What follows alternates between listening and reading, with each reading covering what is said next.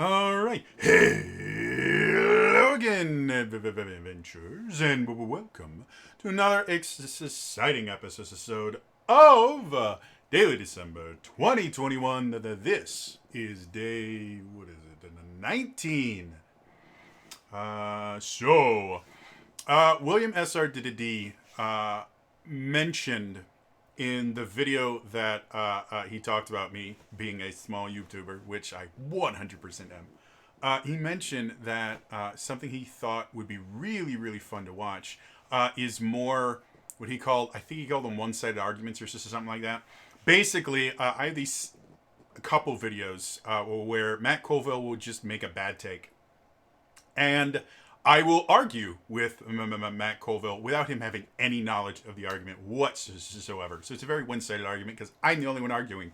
Matt Colville doesn't care about me, doesn't know about me, unless through some bizarre, like, they had nothing else to talk about, Dale might have mentioned once in the time that they've known each other, oh yeah, I had a DM once that ran me through a Castlevania game.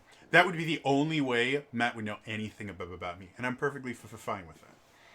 However, he mentioned that or William SRD mentioned that would be a series that he would like to see. So I have no idea if I would ever make this an entire series, but I found a video that just reading the title of it, and it's not the actual title of the video. This is the thing that's kind of sneaky about this. Is the title of the video is Two Weapon Fighting D&D 5e, but the picture of it is Two Weapon Fighting is bad. Let's fix it. And as soon as I read that, I'm like, oh, I know exactly what this is going to talk about. So that's what I'm going to do. This is my one-sided arguments with... the channel's name is Treantmonk's Temple. The funny thing about the name will come up a little later, but it's an extremely ironic name.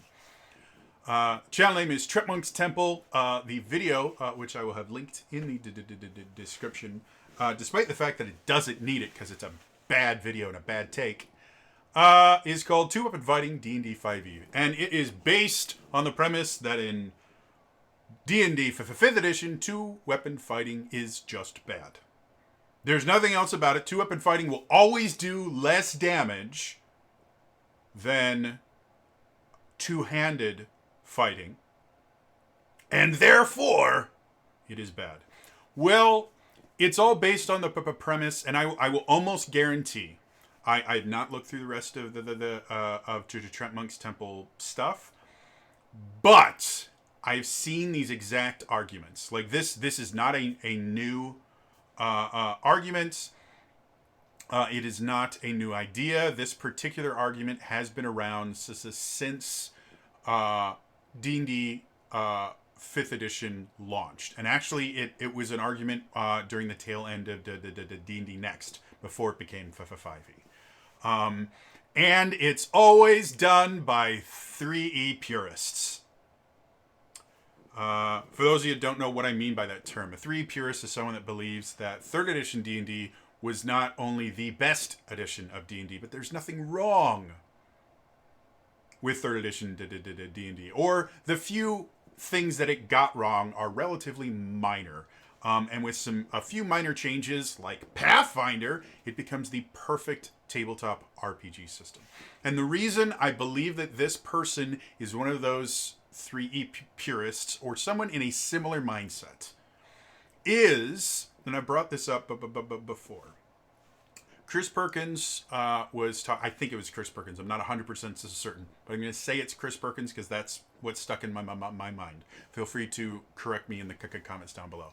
But I believe it was Chris Perkins said on an interview once, you know, one of the most interesting things about 5th edition compared to earlier editions is just how people talk about it. In 3rd edition, when people talked about their characters online, they generally did it in forums, which are an archaic thing that eventually evolved into subreddits. subreddits are very, very similar to what forums used to be. And forums still exist. They're just not nearly as possible because subreddits are much, much, much more popular. And Discord servers, to a point, can somewhat fill the gap that forums did. But the way people talked about D&D back in 3rd edition days, and I think a little bit in second edition as well, even though the internet was in a much earlier state when second edition was popular and being supported, was they would discuss character builds. That's what they did, is they discussed character builds. They would go, oh, I'm a fighter 3, sorcerer 2, and I can do this, and that's how you talked about the D&D, is you would just name your, and they even created a really easy way to name your sorcerer builds. That's why the kind of nomenclature of the 3rd edition would just have you list classes and then the levels that you had in them for easier. So it was like I was fighter 3, I was fighter 7, sorcerer 3, arcane archer 4. And it would give the build almost as instantly. And then you would list a few of the features you had. And that's how you talked about the D&D. Nowadays, when people talk about the D&D, they will, oh yeah, I'm playing this really cool Circle of the Moon druid that likes to shapeshift into an eagle. And so we got into this one thing where we were all fighting these fire giants, and it was looking really bad. And so I wild shaped into my giant eagle form, and there was a water tower nearby. And so I went, and using my giant eagle, I tipped the water tower over, and it actually caused the fire giants so much trouble that we were able to just wipe the floor with them. It was really, really cool. And that's how people talk about 5th edition. Is they're more worried about the story than the numbers. I have mentioned this a lot of different places. I've actually mentioned it quite a bit on the Final Fantasy 14 Cross D&D subreddit. If you watch my D&D deep dives, that's what I've been doing for the past like 6-ish months now. Is just effectively deep diving a bunch of Final Fantasy 14 classes.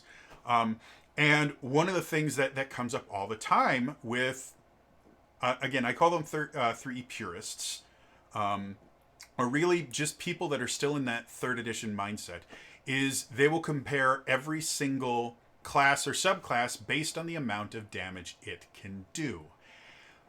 And that's a great metric to compare things in a video game. It's a shitty one to compare things in a tabletop game. For a number of reasons, probably the biggest of which being not every combat encounter requires you to reduce every enemy to 0 hit points. You just don't need to do that. And another thing that, again, these numbers focused, DPS is the most important thing of any class ever, will fail to realize is the ability to set your teammates up for better options and more options is more valuable than you doing the most DPS ever. So I am going to refute the things that they do. So they actually have timestamps on this, which is really, really nice. And so the first thing they do is they talk about the 2-weapon fighting fools, feats, and fighting styles. And that's where they get their first thing wrong. So the first thing they mention is like, okay, well, raw damage. And they actually do the numbers, and the numbers are accurate. And they only compare a fighter. They don't compare any other classes as far as damage is concerned. They only worry about the fighter. That's another thing that I tend to see throughout this entire thing is they will only compare 2-weapon fighting to whatever will give them the biggest difference.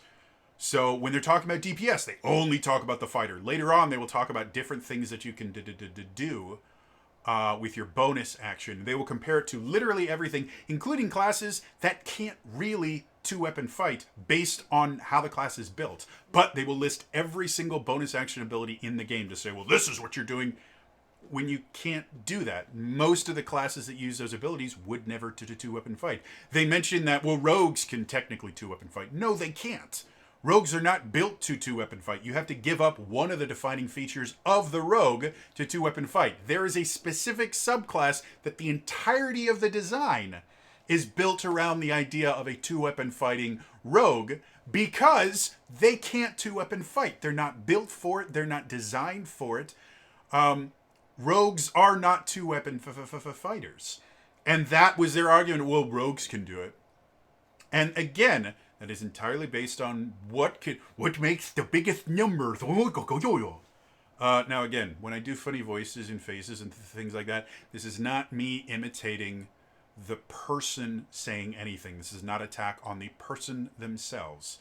I'm relatively certain Treantmonk's Temple is a wonderful person. I've literally watched one of their videos, but they've got over 40,000 subscribers. They got to be doing something right. All right? This is not an attack on them as a person. This is the ideas and the arguments that they made, and they're just plain wrong.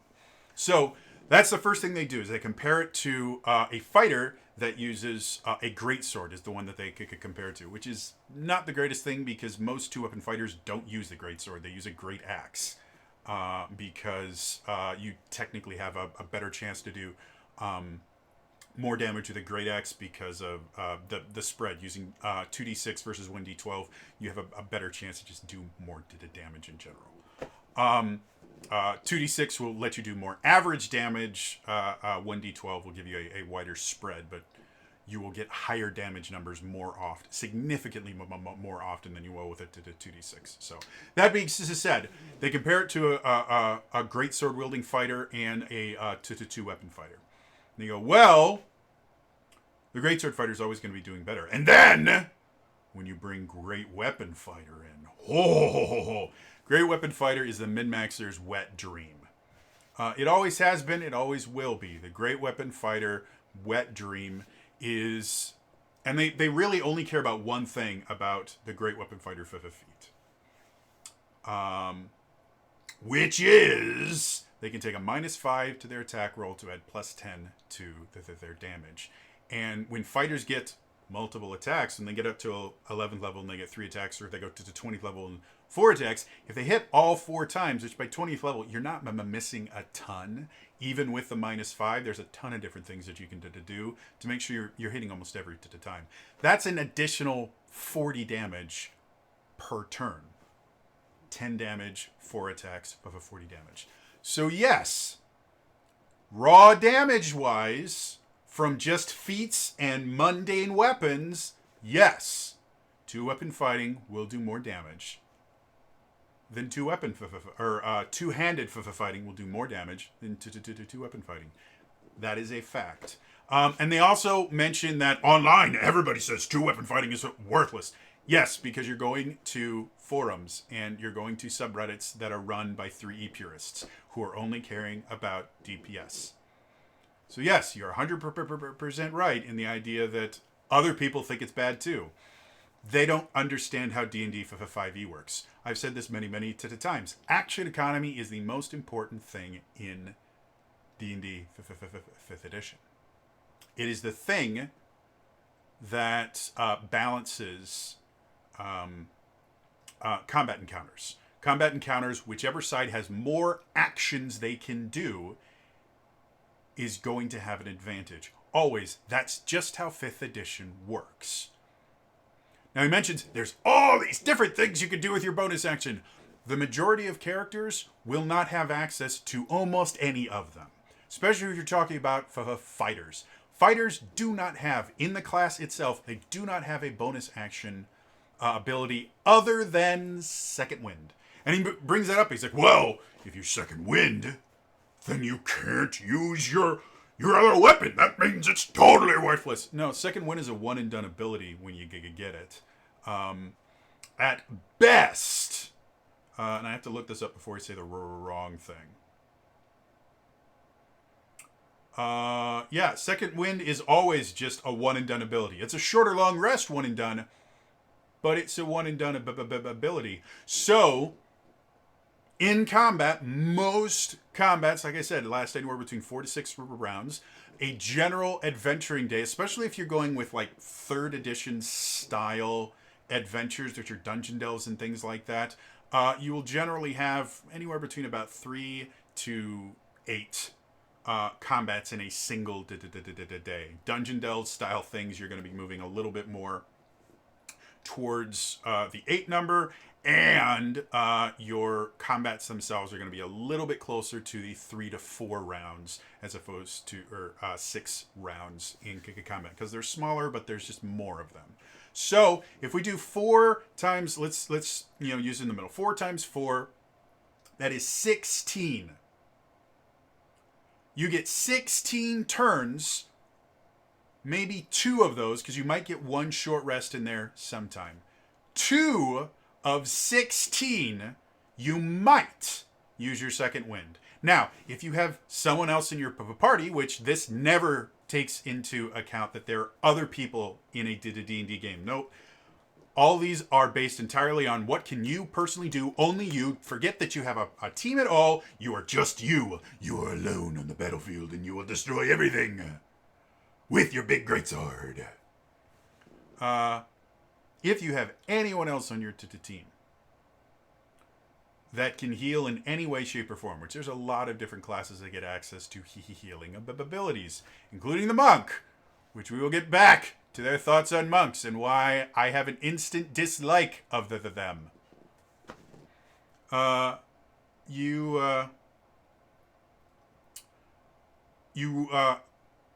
don't ever really have to use your second wind unless you're in a really bad situation or you just don't have a use for your bonus action. You know what?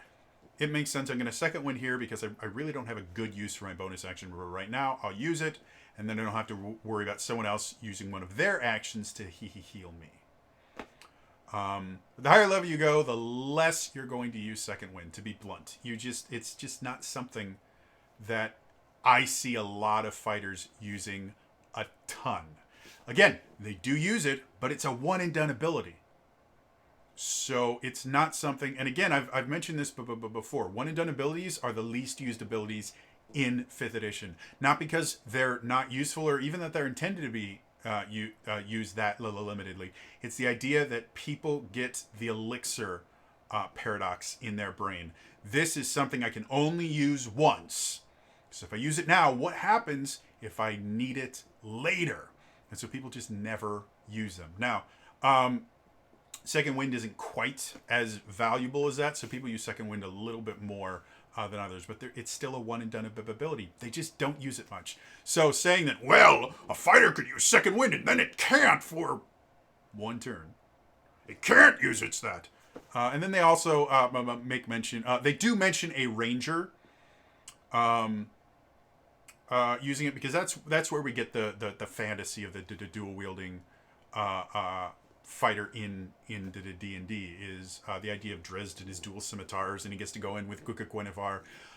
People that talk about Drizzt seem to forget constantly that Guinevere only exists for an hour a day. Guinevere is a figurine of power, so the majority of the time that Drizzt is doing anything, Guinevere isn't there. One of the subplots in one of the first trilogy, or the trilogy where it wasn't the first one, that was the Icewind Dale trilogy. There was a second one, I think it was called the Crystal Shard. I'm not 100% certain. But one of the subplots in there is after he escapes Menzo Baranzan, because he is alone, he has entire inner monologues with himself where he's talking about, I really wish I could call Guinevere out because I'm so lonely. But if I get into a situation where I need a combat ally, which is what Guinevere is for him, in addition to being a companion, I can't really afford to bring Guinevere out. So as much as it's iconic, Drizzt isn't a Beastmaster Ranger. Drizzt is much closer to a Hunter Ranger, which actually benefits really well from a dual-wielding fighter. I have a dual-wielding Hunter Ranger, and he does super, super well. And he even uses really bad weapons. He uses a pair of whips. They're only D4s.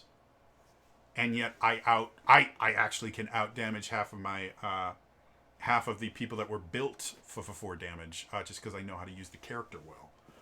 But anyway, so that's the big thing that he talks about, and then he talks about feats that are available. Well, two-weapon fighting, and he goes under the assumption that if you're two-weapon fighting, you're going to have the two-weapon fighting style.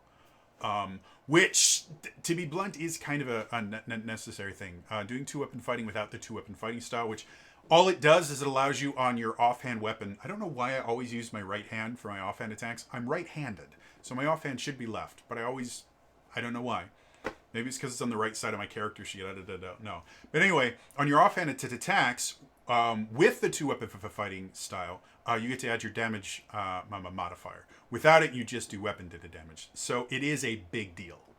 So that's kind of a prereq for it. And then he says, well, for two-weapon fighting, the only feat that they have is they have the dual wielder feat, which gives them a +1 bonus to their AC, which they just completely gloss over that being useful at all. And then they go, and then they can wield heavier weapons. So now that instead of a D6, they can do a D8, but it's still not 2D6. And then they can draw two weapons at the same time instead of one. Oh, that means that without that feat, you can't even use two-weapon for fighting on your first turn. That's not true either. Well, rules as written, it says... No, it doesn't. What he's referring to is... In D&D 5th edition, you have one free object interaction per turn. One of the things you can use with that object interaction per turn is drawing a weapon. For most classes, it's not that big a deal. If you're only using one weapon, no one ever thinks about it. If you're a dual wielder, then yes, it does turn into an issue if you don't have your weapons drawn before initiative is rolled.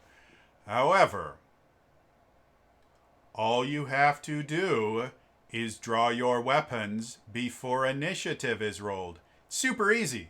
Happens all the time. It is completely rules as written. There's nothing about it that says you can't do that. It's called readying yourself for battle. The only time this becomes an issue is when you are surprised that combat happens. Literally any other time you can draw both your weapons at the same time.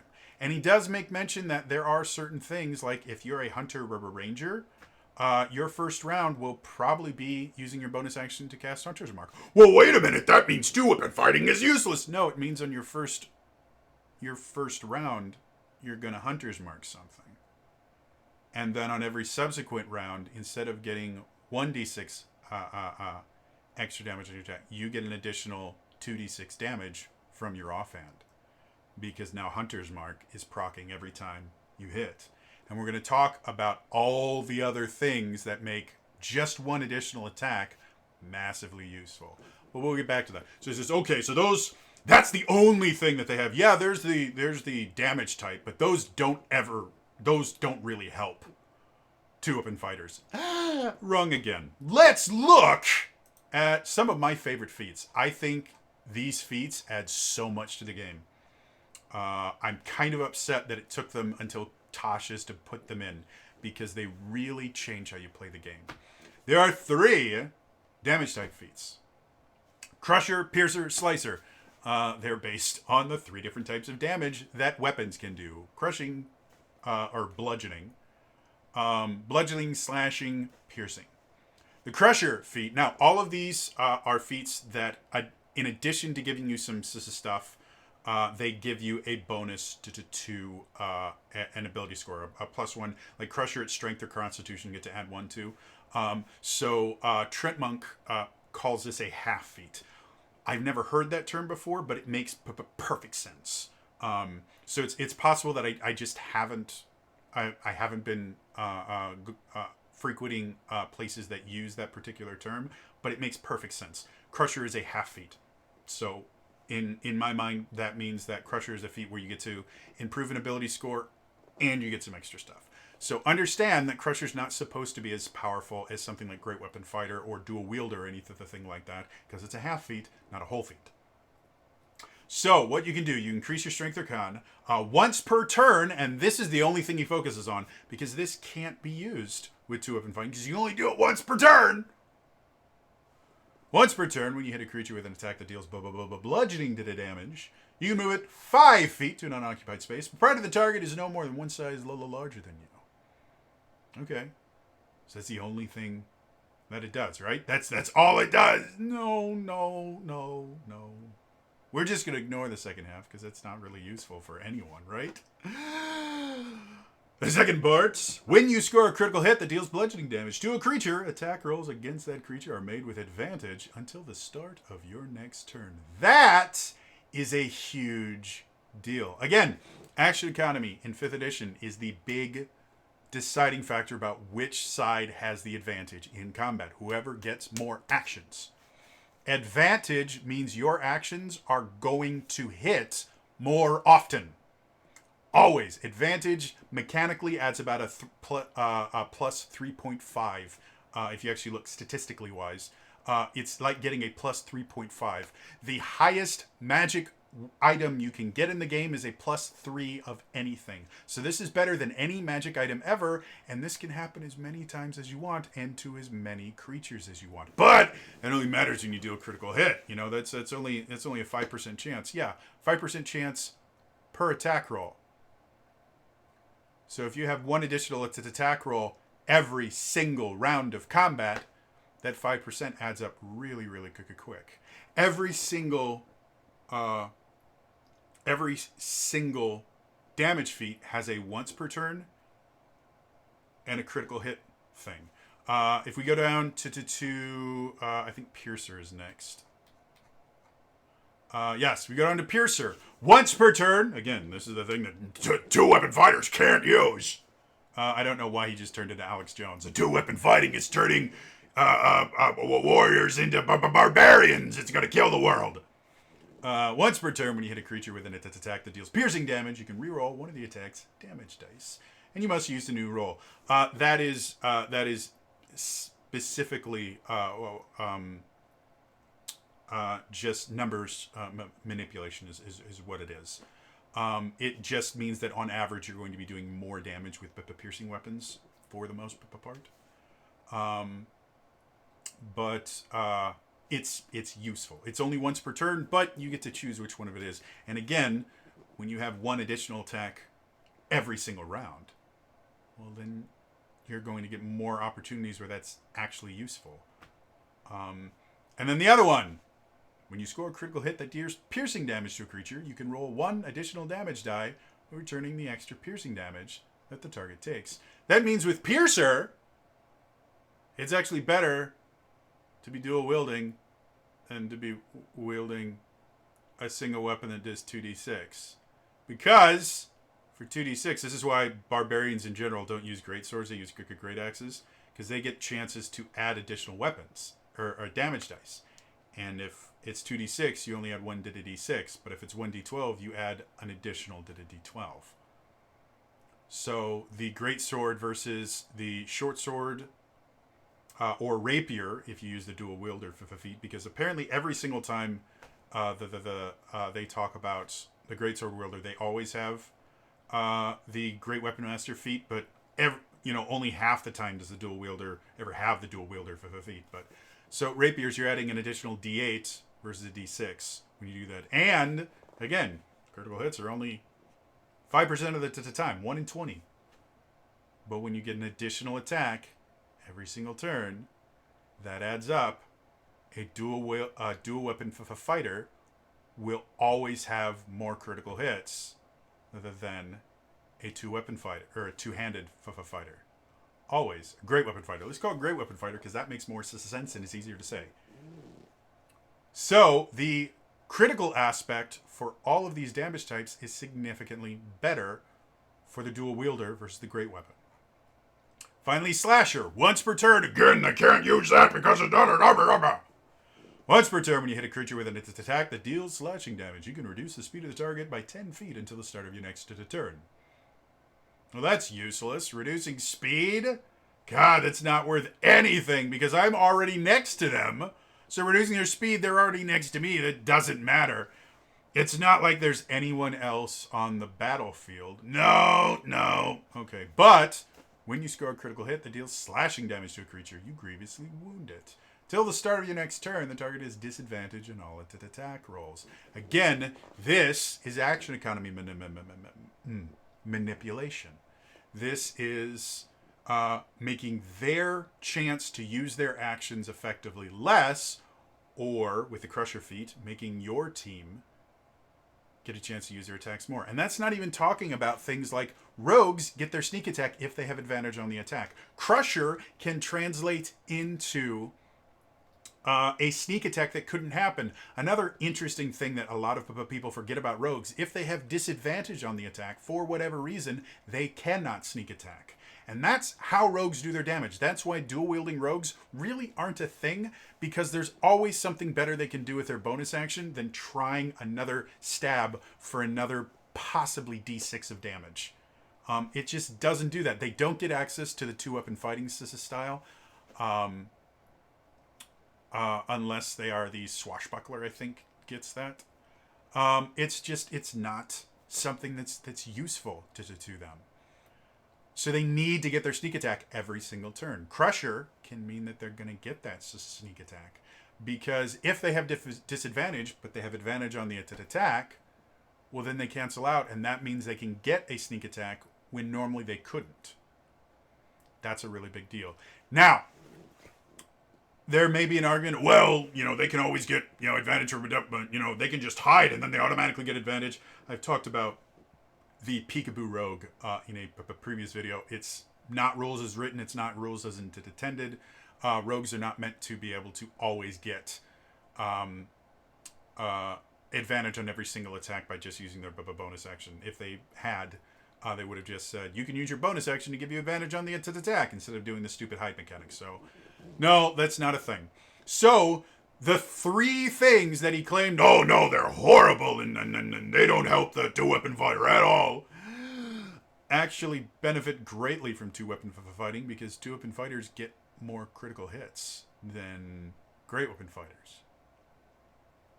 Now, the other thing that's never even mentioned in here is a two-weapon fighter can use two different weapons.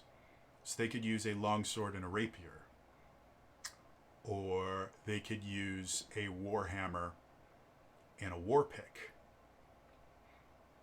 Or a bunch of different options, which would mean they could take both of those feats. And here's another thing that they don't mention. They actually, I can't remember if it was Perkins or Crawford that was asked this. For two-weapon fighting, does all of your main attack actions have to come from your main hand weapon? They said no. The only one that you're really limited with is your two-weapon fighting bonus action. That has to be the weapon that's in your offhand.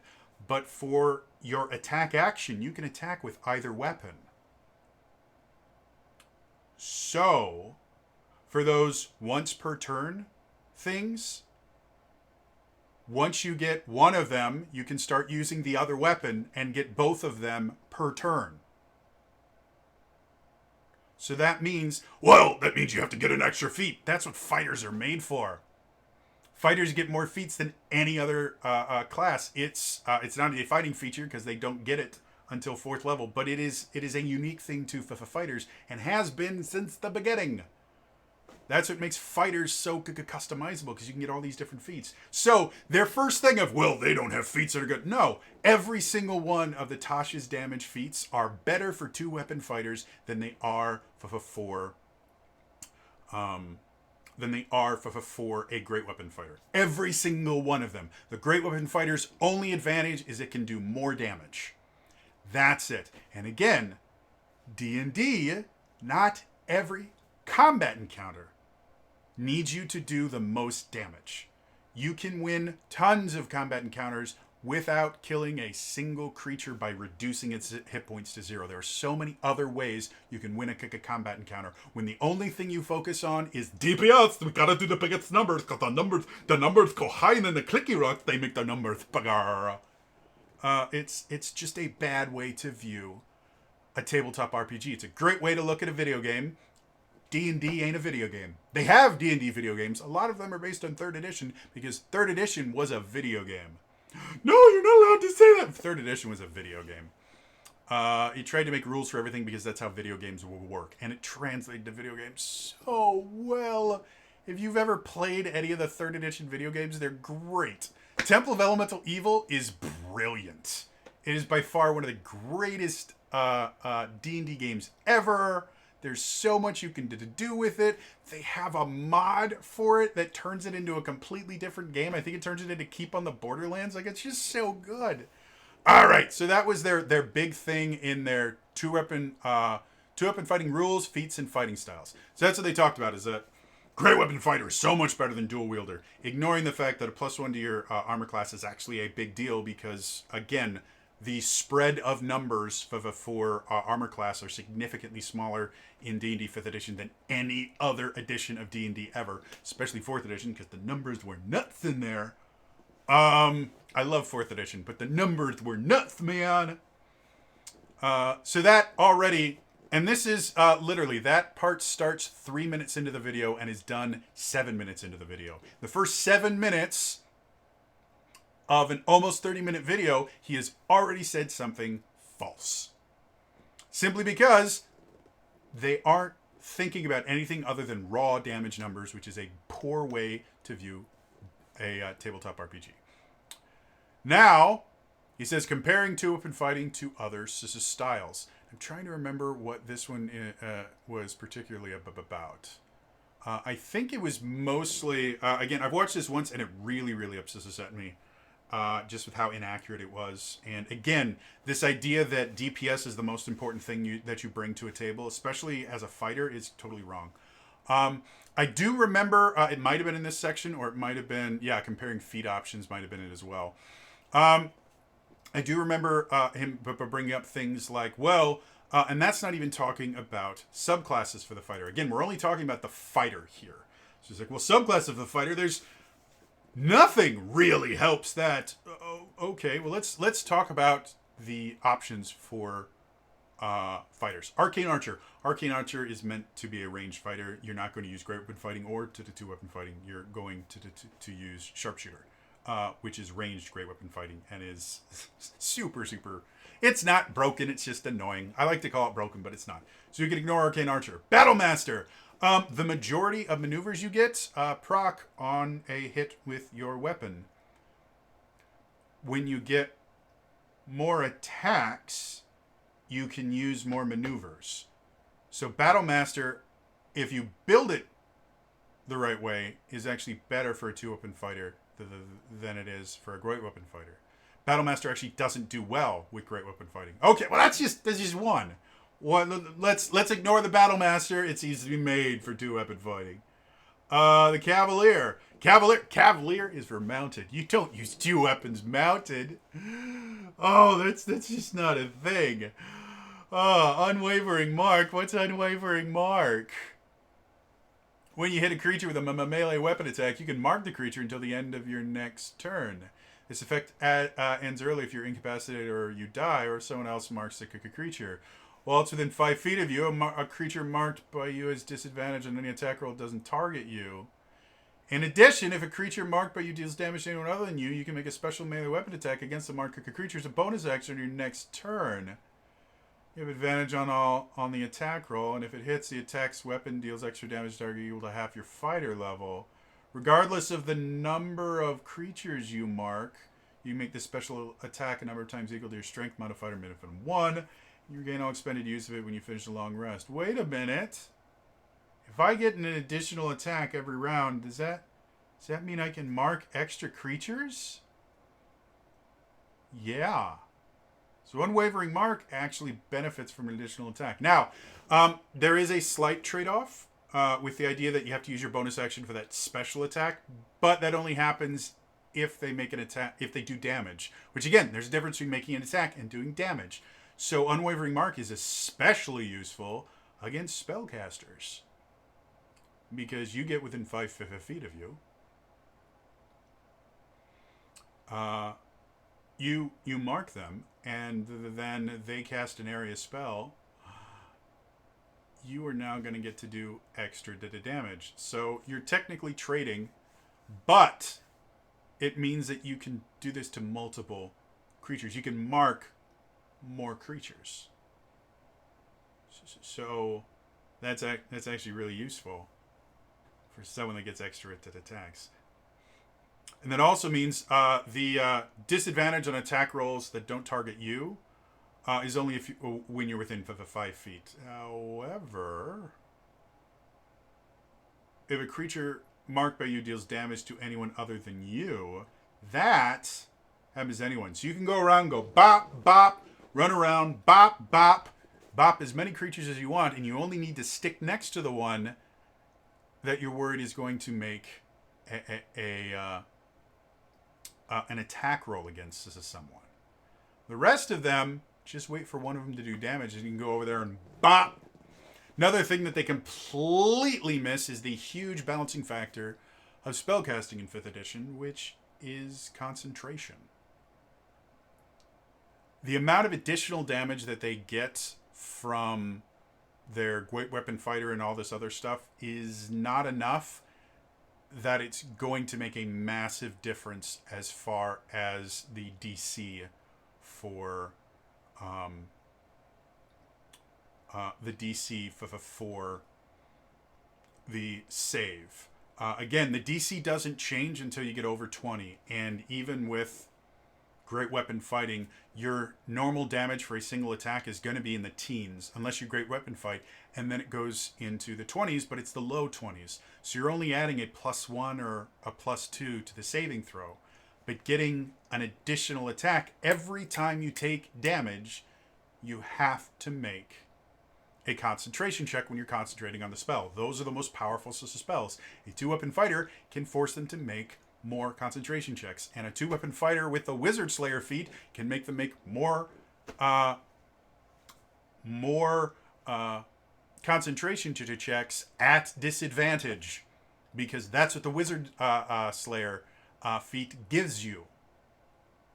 So that's another point for the 2-weapon fighter. Okay, well that's just two subclasses. There's tons of other subclasses. Champion. Beginning when you choose this archetype at 3rd level, your weapon attacks score a critical hit on a roll of 19 or 20. Well, now it's 10% anytime you make an attack, and since you get an additional attack every round, damn, the champion does really, really good. And if you do the champion and you combine it with those damage type feats, ooh, that's really bad. Especially if you have 2 different damage types, and then you can be adding just all this extra stuff every single to. Oh, that's bad. Oh wait, champion gets an additional fighting style,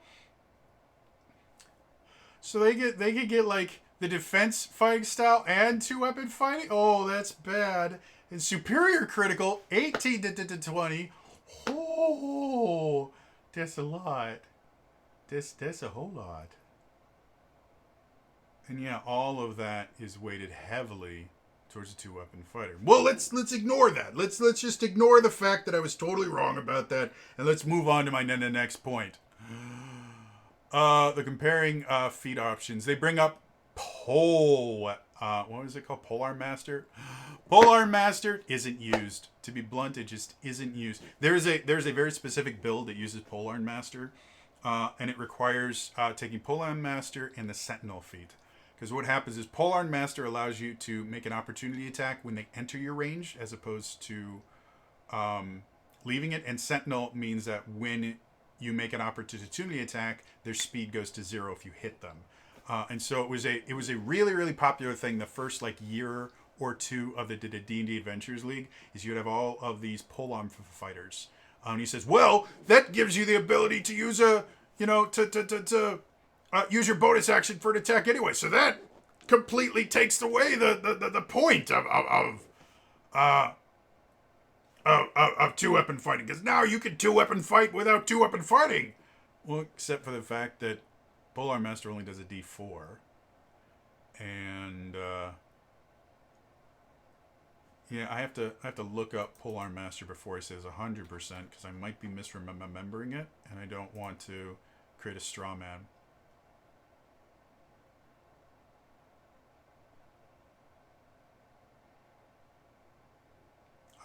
Yeah, so it's just you do a D4, even base dual wielding without another feat. Base dual wielding, you do more damage, and this was your whole point is damage. You do more damage to weapon fighting than you'll ever do using Polearm Master. And if you take the dual wielder feat, you're going to be doing a D8 versus a D4. And you just said using your bonus action to attack is a bad idea. So why would you even focus on that? Again, the big thing with Polearm Master, no one almost ever uses that. That's not something most people deal with. The big thing that people like about Polearm Master is creatures provoke opportunity attack when they enter your reach. Again, when we talk about that whole action economy thing, your reaction is something that's going to balance combat. And a lot of classes don't have a reliable use of their reaction.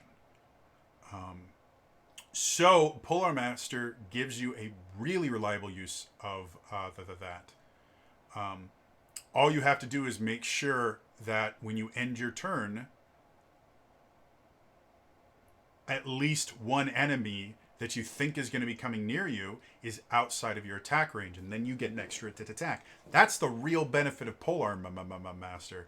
The offhand attack really isn't used all that much because, again, there are better things you can do with your bonus action than do a tiny little D4. Especially since if you've built your character around using a polearm instead of using dual weapons, polearms in general, they're significantly less magical polearms in D&D. Spears specifically just got shafted in 5th edition. There are almost no magic spears whatsoever.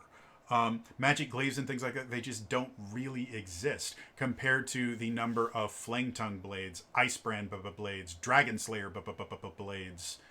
There's so many different long swords and hammers and other things like that, and there aren't as many glaives, halberds, any thing like that. Quarterstaffs definitely not. They don't exist really. So, no, that's not really a thing. And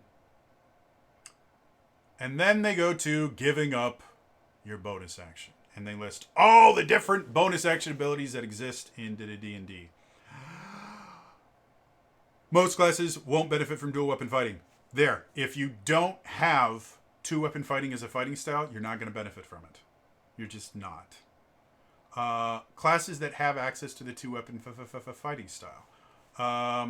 Fighter, Ranger, both are built pretty well. Oh, and I never went through the rest of the subclasses.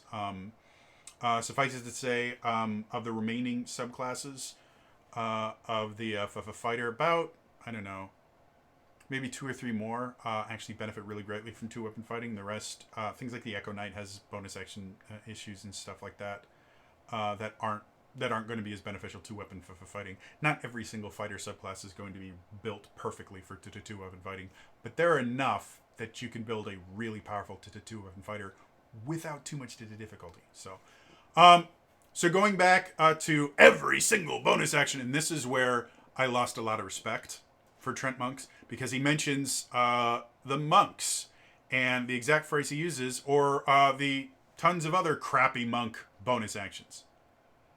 Oh, you're one of those. And it makes sense. Again, 3 purists hate the 5th edition monk because the 5th edition monk doesn't do DPS. They should.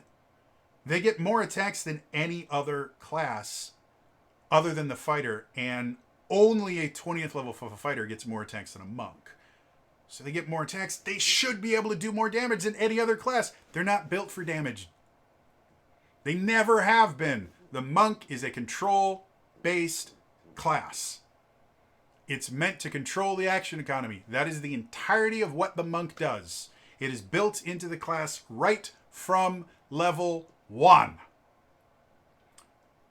Once you get your the ability of them to be a little bit faster and be able to attack without weapons, that is and be able to get additional attacks before anyone else, that's action economy focus. Moving to second level, when you start getting your key, patient defense is an action economy focus. It's meant to make the enemy waste their attacks, especially at low levels. Rolling with disadvantage is almost a guaranteed miss, especially if you built the character well and has a decently high AC. You're just going to miss the monk. That's what the monk is designed to do at low levels. It goes in at patient defenses and it makes them waste all their attacks on the monk so that the other people that are a little bit squishier can come in and kill them. Monks can stunning strike. Monks can catch arrows and throw them back. All of these additional things can cause concentration checks. That's a really big deal that no one seems to care about. The monk is not a damage dealer. The monk is a control-based class. And the fact that you call them crappy other bonus action things means you don't understand how 5th edition D&D works. Very, very sorry to tell you this, but anyone that thinks the monk is underpowered or broken or something like that in 5th edition doesn't understand how to run them. Yeah. Now, again, for those of you that have been keeping track, I am a monk main. To say it lightly, I love monks. I've loved monks in every single D&D version, and they have gotten better and worse depending on the edition. 3rd edition monks were not great, but they weren't horrible. If you built them, they could be really, really powerful, but they could also be very confusing. 4th edition monks were confusing as fuck. But when you learned how to use them, they could be a lot of fun. And 5th edition monks are by far my favorite class to play. And I have broken combat encounters with my monk. I've also broken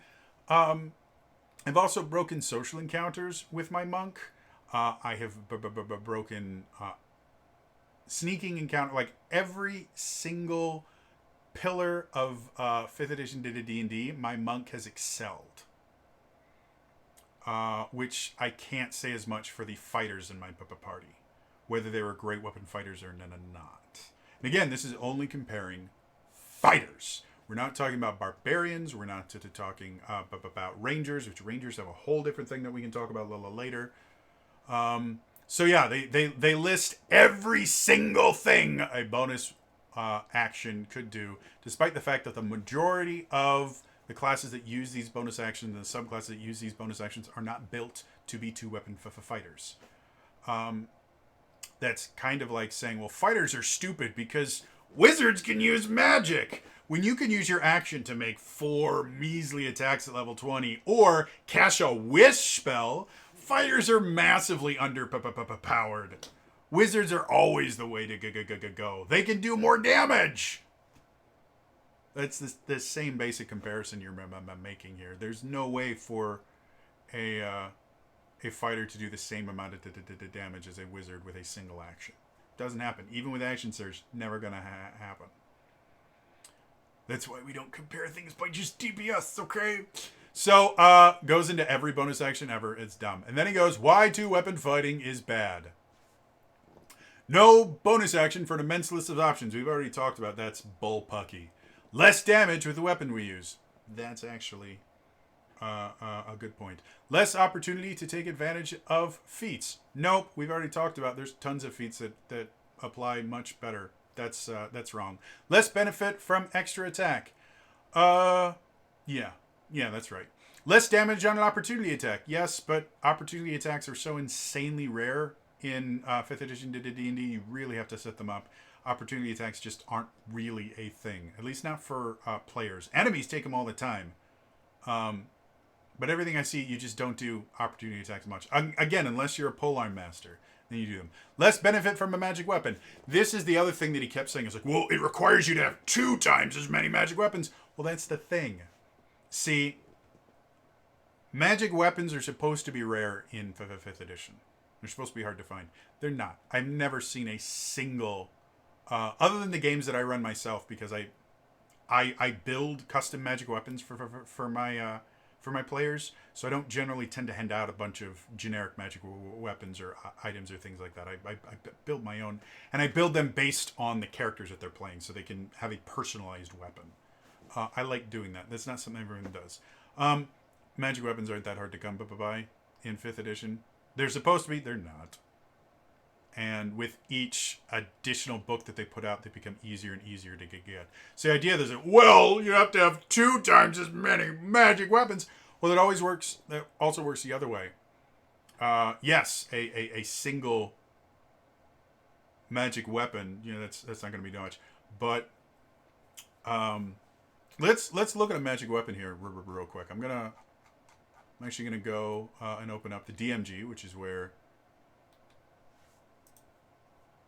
the first magic weapons are. Magic items. We're gonna go there. Come on, magic items. A to Z. New magic items. That's all I wanted. Seriously. Let's go to F. Let's go to F. For 3D chain, we're an F. Figurine of Wondrous Power. That's how they have the specific figurine of Wondrous Power that he has. Flame Tongue. Weapon, any sword. Okay. So your great sword could be a flame tongue. Again, most 2-weapon fighters don't use great swords. They use great axes, which can't be a flame tongue. Flame tongue is only swords. When the sword's a blade, it deals an extra 2d6 fire damage to any target it hits. So 2-weapon fighting, you're not just getting an additional d6 or d8, more likely than not. You're also getting an additional 2d6 every round of every combat. That is a bigger deal, because that starts taking away a lot of the benefit of just having a single weapon. When you're comparing it with 2d6 versus 2d6 4 times versus 1d8 4 times and a d8 for a 5th time, that isn't a great comparison. But when it's 2d6 4 times versus 2d8 plus 2d6 4 times, and then another, or 1d8 plus 2d6 4 times, and then another 1d8 plus 2d6, that gets them much closer. You mentioned Hunter's Mark, because Hunter's Mark breaks everything, because if it's Hunter's Mark, you have to use your bonus action to do it once. Again, most combats last between 4 to 6 rounds.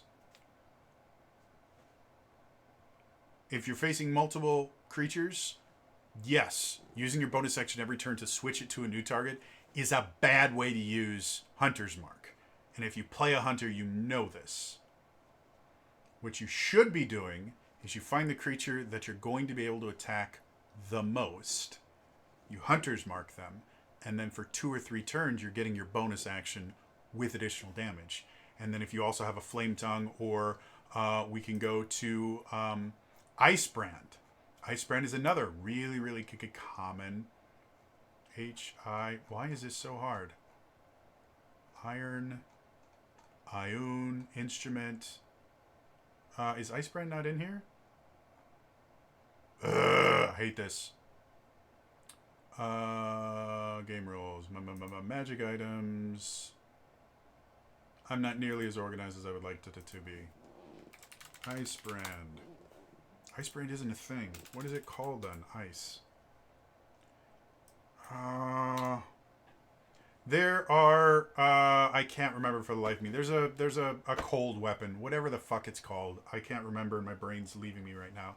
That does additional damage on hit. Basically, any weapon that does additional damage on hit, the lightsaber, whatever the fuck it's called, that I can't remember, and it's pissing me off. There are tons of weapons in 5th edition that do additional damage on a hit. Every additional hit you get gives you more additional damage. All of those things benefit from 2-weapon fighting. All of them. So, no. You get more benefit from a magic weapon. Less magic items we can use. That is just purely wrong. There's nothing about that. They just said, well, no, you have to get more magic items, and that's a thing. Well, now less magic. No, that's completely wrong. And then less spells we can benefit from. He's specifically mentioning mentioning things like magic item or magic weapon or elemental weapon where it only works on one weapon. So obviously, well, you actually get the same benefit whether you cast it on a great weapon or you cast it on a one-handed weapon. You do the same amount of additional damage. It just, with two weapon fighting, you could have two different spells. You won't be able to cast both of them. But again, when you're actually playing Dungeons and Dragons with a group of people instead of by yourself, which apparently is how Treantmonk actually does this, you have other people in the party that can do things. Like if you have an artificer, there's a lot of different things they can do for you. There's tons of it. Most spellcasting classes have some sort of buff type weapon, and if they're smart, they'll give it to their two weapon fighter so they can get the most benefit out of having a bunch of different buff spells on their weapons. So none of that is true. It is completely made up. Finally, he decides to fix two weapon fighting. This is how we fix two weapon fighting, and there's nothing wrong with how we fix two weapon fighting. His solution for fixing two weapon fighting is, for two weapon fighting, when you take the attack action to attack with a light melee weapon that you're holding in one hand, you can attack with a different light melee weapon that you're holding in the other hand. You don't add your ability. So the only thing he did is he took away the bonus action aspect of it. Well, that'll fix everything. Well, no, it doesn't. Because the way that they've worded it here doubles the number of attacks you make. And they specifically say, well, we don't want to double the number of attacks. He doesn't mention the fact that the first thing he mentions about it is, well, because it'll bog down combat. Ignores the fact that it would completely break the game from an action economy standpoint, from a damage standpoint. It would mean two weapon fighting is always better than single weapon fighting. Always, 100% of the time. It doesn't matter what you do with a great weapon. If this is how two weapon fighting works, that's always how it is. Because there's nothing in here that says when you get extra attack. All it says is when you take the attack action and attack with a light melee weapon that you're holding in one hand, you can attack with a different light melee weapon that you're holding in the other hand. There's no limitation to that. There's no, you can only do this once per turn or anything like that. He doesn't mention anything about modifying extra attack. He just like, well, extra attack won't matter. It won't change anything. No, because of the way that you worded this doubles the number of attacks. I've made this observation in D&D Deep Dive a lot, especially with the Final Fantasy XIV series I've been doing. Your word choice is really, really important in 5th edition because of the lack of complexity of 5th edition that was done intentionally, because complexity for complexity's sake is a bad thing. That means small rules changes, because there are not as many rules, can actually cause bigger changes, because there's not as many things that can act as a stopgap to prevent abuse. The wording that they have here is completely abusable and broken. But let's assume the way they intended it, that they wrote it better than what they have here. Let's assume that, okay, it only adds an additional attack anytime you do this. Okay. So now at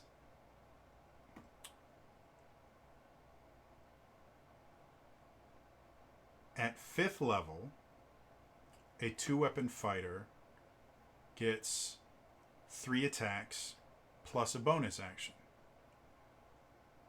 which can be an additional attack, depending on which features and things. Battle Masters have ways to use bonus actions to get additional attacks. There's a bunch of other ways to do it. That's going to mean the big downside of using 2-weapon fighting is it does take your bonus action. It gives you choices. Do I want to use my bonus action for this or that? Now that you get to do 2-weapon fighting and still get to use your bonus action for literally anything else, you've completely unbalanced the game, because again, action economy matters. Now a 2-weapon fighter has an additional action. They get to attack twice instead of once, when anyone else only gets one. The fighter is built to make more attacks than anyone else. That's true. But they're limited by the fact that it has to be on their attack action and other things like that. By giving them the ability to use their bonus action for literally anything else, you have massively unbalanced how that works. And that's only talking about the fighter. It's not talking about the ranger, which is the other big 2-weapon fighter. The ranger, now there is no disadvantage to using 2-weapon fighting over archery.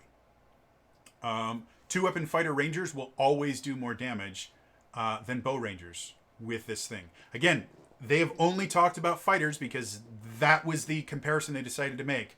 But when you look at that, the reason that 2-weapon fighters were not massively broken, and they do mention the Beastmaster Rangers, like, well, now you can do that, but they don't talk about Hunter's Mark, which is a defining feature of the Ranger. Despite the fact that it's a spell and you don't have to take it, they have said, Wizards of the Coast have said specifically, Hunter's Mark is meant to be a defining feature of the Ranger.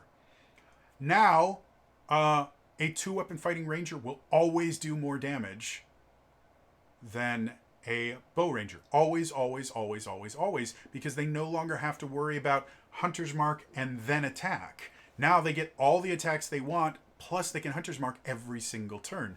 It means that it's much easier to play a ranger, but it severely disadvantages the bow rangers, because now they have to come up with a new way to keep up with the damage of their 2-weapon fighting, whereas before, they both had their own little niches.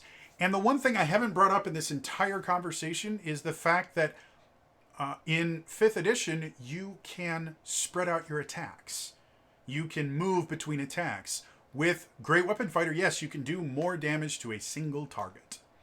But if you have multiple targets, you may be wasting all that additional damage because it all has to go. Just by having one additional attack, it means that you can spread out your damage more.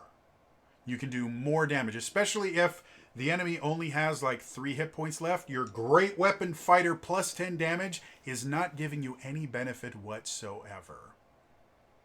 But that same fighter that's using their 2-weapon fighting kills that, they still have another attack that they can transfer to another creature. They can spread out their attacks larger to make more spellcasters make concentration checks. They can trigger more Battlemaster maneuvers. They can get more additional damage from magic items. The list goes on and on and on. Does that mean that 2-weapon fighting is vastly superior to Great Weapon Fighting? No! They both have their uses, and they both can be really, really powerful. You just have to decide which way to do it. So no, 2-weapon fighting in D&D 5e is not broken. The suggestions that they made to 2-weapon fighting here, break it. Don't do them. They're really dumb, and it's based on DPS. DPS is not a thing in Dungeons and Dragons. It will never be a thing. It's a tabletop RPG. One of the other arguments that they put in here all the time, and I hate it so much, is the idea, well, 2-weapon fighting isn't really historically accurate. It is. There's tons and tons and tons of examples of 2-weapon fighting. We have tons of manuals of 2-weapon fighting. The Florentine style of fencing uses a pair of rapiers. We have quite a few manuals specifically that state as soon as you master one rapier, the next thing you should learn before learning rapier and buckler, which is a really, really common dueling style, or rapier and dagger, is learn 2 rapier fighting. If we go to China, there are tons and tons and tons of examples of weapons that were designed to be wielded in pairs. They were used on the battlefield. If we go to Japan, samurai trained specifically to use their wakizashi and their katana together, or their wakizashi and their tanto together. They carried 3 swords. One of the reasons was so they could dual wield Another reason is a katana is a really, really long blade, and so indoors it was much safer to use your wakizashi. But this lie that has been put forward by people that just want to feel that they're smart has never been true. Throughout history, we see countless examples of people dual wielding. It wasn't something that was super commonplace, not nearly as commonplace as using a shield, because dual wielding requires a significant amount of training to be good at it, for it to be not dangerous for yourself. You want to know the easiest way to beat the shit out of yourself? Try learning dual nunchucks. As a child, I took quite a few different martial arts. I started learning some Okinawan weapon styles. Nunchucks is one of the things that I started learning. I never got good at dual nunchucks. I got decent with single nunchucks. I could do some cool stuff and do some flips in that. I did start learning dual sai, another weapon that was designed to be wielded in pairs. The tanfa were designed to be wielded in pairs. The kama, designed to be wielded in pairs. It's just this, it is a complete false narrative that is based entirely around European combat in the Middle Ages, and it is specifically referring to European combat in the Middle Ages, specifically large warfare.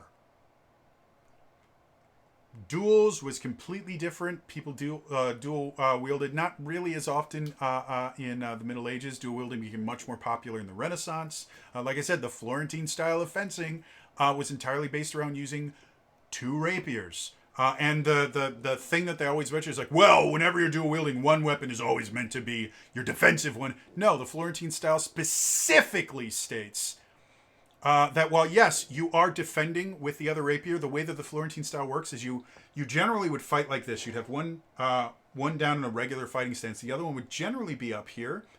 And you would switch between which one was offensive and defensive. So there was generally one that was always going to be offensive and defensive. You very rarely would you ever attack with both of them. There were some strikes that were designed to be used by both, because someone using a single rubber rapier, or even a rapier and a buckler, a rapier and a parrying dagger, so something like that, are going to have a significantly more difficult time parrying two attacks. Especially since if you are using parrying dagger or buckler, you're not generally meant to be parrying with your rapier a ton. That's what your defensive weapon is for. And so you're trained more to always parry with a defensive weapon, and you only parry with your rapier when either it's a really easy parry or you have no other choice. But for the most part, for the Florentine style of fencing, you were constantly switching between which one was your offensive rapier and which one was your defensive rapier, and that was a huge advantage because your opponent couldn't ever be sure where the attack was going to come from, which is where dual wielding and paired weapons make a huge benefit. And like I said, when we go to Chinese warfare history, paired Dao was a thing that was used on the battlefield. Again, primarily dual wielding was meant to be was used mostly in duels. But again, both Japanese samurai and Chinese martial artists used paired weapons in combats on the battlefield, not just in duels. So it is entirely fabricated by a bunch of snooty-nosed people that wanted to make themselves feel more important than they actually are. We have tons of information about dual wielding. It is historically accurate, and we're talking about a game where people can throw fireballs, which isn't historically accurate. So yeah, if we want people to do the really cool anime thing where like, yeah, that's perfectly fine. Historical accuracy has nothing to do with it. Stop bringing up that stupid argument. It's dumb. So, in summation, two-weapon fighting isn't broken. Treantmonk's temple. First of all, change your name. You called crappy... You referenced crappy monk bonus actions. You are not allowed to call yourself Treantmonk. Call yourself Trent Fighter or Trent Rogue. You are not a monk anymore. By the way, if you are watching this, what are you doing with your life? You have much better things to do than watch me ramble on for God knows how long I've been doing this, for over an hour. But I do appreciate you watching. And like I said at the beginning of this, this is not meant to be an attack against Treantmonk themselves. It's the ideas that they put out. I use funny voices and the things like that to attack the ideas. I don't think Treantmonk themselves is stupid or anything like that. I do think that Treantmonk does not understand the finer points of D&D 5th edition. Again, I'm making an assumption, but I haven't been wrong too many times about this. I'm assuming Treantmonk, either their first version of D&D they played was 3rd edition, or their favorite is the 3rd edition, because the analysis we have here is a 3rd edition analysis of 5th edition concepts, and that's why it's so wrong. When you analyze something from the lens of a different RPG, you are always going to get things wrong, and that's what you've done here, Treantmonk. I'm happy that you're able to math all this stuff out. I'm a math geek myself. My favorite classes in high school were pre-calc and AP Calc. In college, it was statistics and experimental design. I love math. Numbers are my thing, and the numbers that you have here are somewhat accurate, but they're not totally accurate.